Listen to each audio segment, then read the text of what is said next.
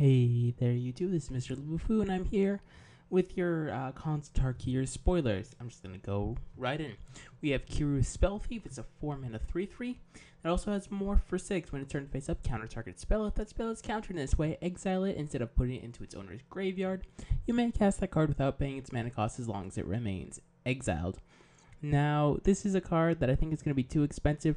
Like, the ability is too expensive to be used effectively in Constructed, but this is certainly a very good card in EDH, because you can't count, like, you have to stifle the trigger or something like that. It's not a spell, so you can't counter it back. So that's the thing, but other than that, I don't think it's good for Constructed, and I don't think it'll be that insane for Limited either. Onto Raider's Spoils. Creatures you control get +1/+0, which is not a bad enchantment, but it costs 4, and whenever a warrior you control deals combat damage to a player, you may pay 1 life if you do draw a card. Not bad. Definitely a limited build around me card. Depends how many warriors are in the set, etc., etc. Now on to, I can't even say this with a straight face, Flying Crane Technique, which is our overrun of sorts in the set, which is untap all creatures you control. Creatures you control get flying and double strike until end of turn.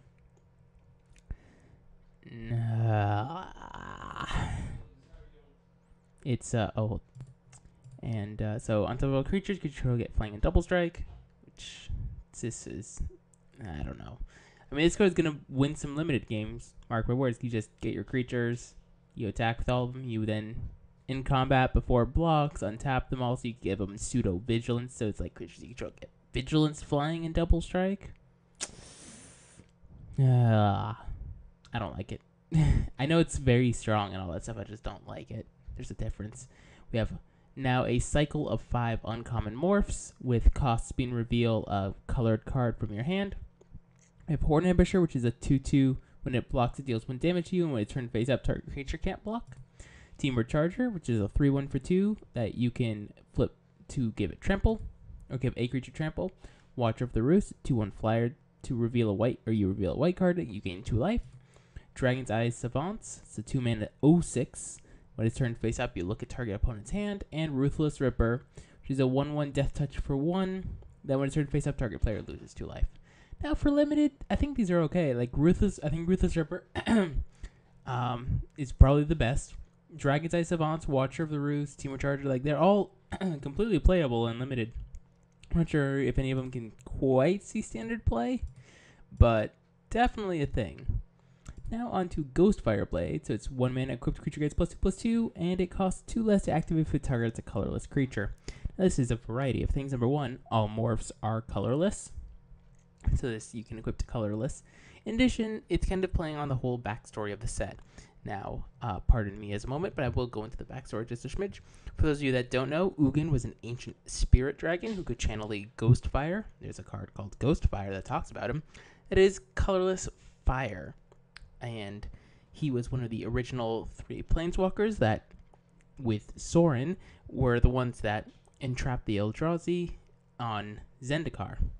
Now, we see that there are Ugin's remnants running around. Sarkhan, in fact, went to Tarkir because he's hearing the voice of Ugin in his mind, and he wants to follow it up and see what's going on.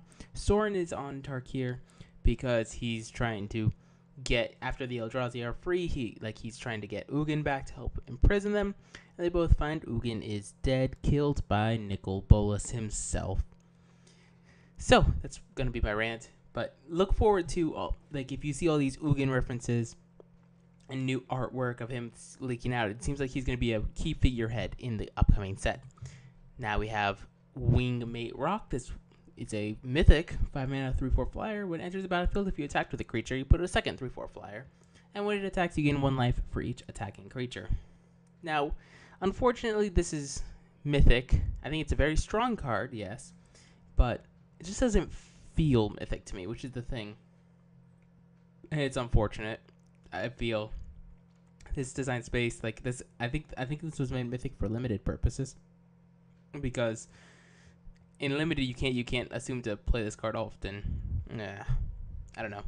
This is one of those cards where it's like, oh, it's strong, but not for me.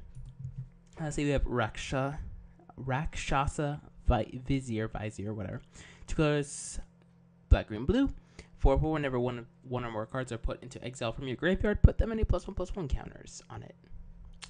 Cool. Anyway, I want to thank you guys all for watching. Rate, comment, subscribe. If you haven't checked out the video where I'm giving away Judge Foil lands, you really, really should. Thank you guys all for watching. Rate, comment, subscribe.